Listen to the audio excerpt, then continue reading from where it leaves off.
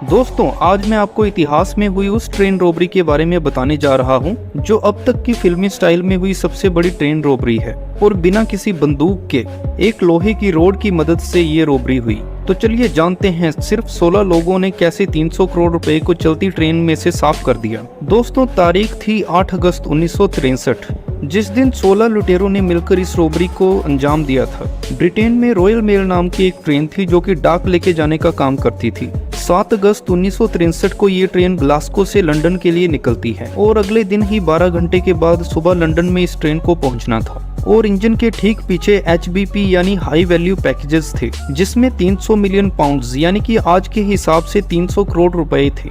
लेकिन इस ट्रेन को लूटने की प्लानिंग 1 महीना पहले ही की जा चुकी थी, क्योंकि गैंग को ट्रेन के स्टाफ से गोपनीय सूचना मिल चुकी थी कि ट्रेन में बहुत सारा पैसा लंदन लेके जाया जा रहा है। बता दें कि मॉडर्न गुडी, बस्टर एडवर्ड और रूस रोनाल्ड इस पूरी लूट के मास्टरमाइंड थे। इसके अलावा उन्होंने ट्रेन के एक पूर्व ड्राइवर और टेक्नीशियन को भी इस लूट में शामिल किया था। कुल मिलाकर उन्होंने 16 एक्सपर्ट्स की एक टीम तैयार की थी और फिर उन्होंने ट्रेन के रास्ते में पड़ने वाले एक ग्रीन सिग्नल को खराब कर दिया और बैटरी की मदद से सिग्नल पर लाल बत्ती जला दी।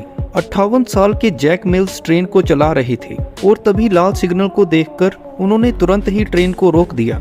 ट्रेन के रुकते ही सभी लुटेरे जो कि पास में ही छुपे हुए थे ट्रेन के ऊपर चढ़ जाते हैं और वो इंजन में जाकर ट्रेन के ड्राइवर पे लोहे की रोड से हमला कर देते हैं, जिससे कि जैक मिल्स बेहोश हो जाते हैं। चोट इतनी गंभीर थी कि इसके बाद उन्होंने कभी भी कोई काम नहीं किया और फिर वो सभी लुटेरे इंजन के पीछे वाली बोगी में पहुंच गए, जहां पर 128 बॉक्सेस के अंदर 300 मिलियन पाउंड्स रखे हुए थे। प्लान के मुताबिक लुटेरों ने बाहर एक ट्रक को पहले से ही तैयार करके रखा हुआ था। लुटेरों ने सिर्फ 10 से 15 मिनट के अंदर ही सारे बॉक्सेस को ट्रक में डाल दिया और फिर उसे लेकर सभी फरार हो गए। सभी 16 लोगों में ये पैसे बराबर बांट लिए गए।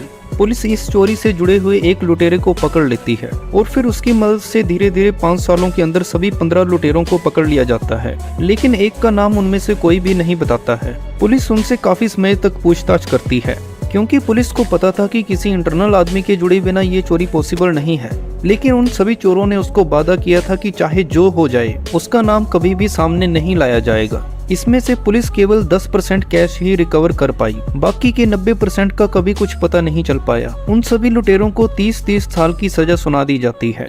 ये चोरी आज भी याद की जाती है, क्योंकि ब्रिटेन के इतिहास में इससे पहले इतनी बड़ी चोरी कभी नहीं हुई थी और यहीं पर ये कहानी खत्म होती है। तो दोस्तों, सच्ची घटना पर आधारित इस कहानी के बारे में आपकी क्या राय है, कमेंट बॉक्स में जरूर बताइएगा। साथ ही वीडियो अच्छी लगी हो तो एक लाइक और चैनल को सब्सक्राइब जरूर कीजिएगा।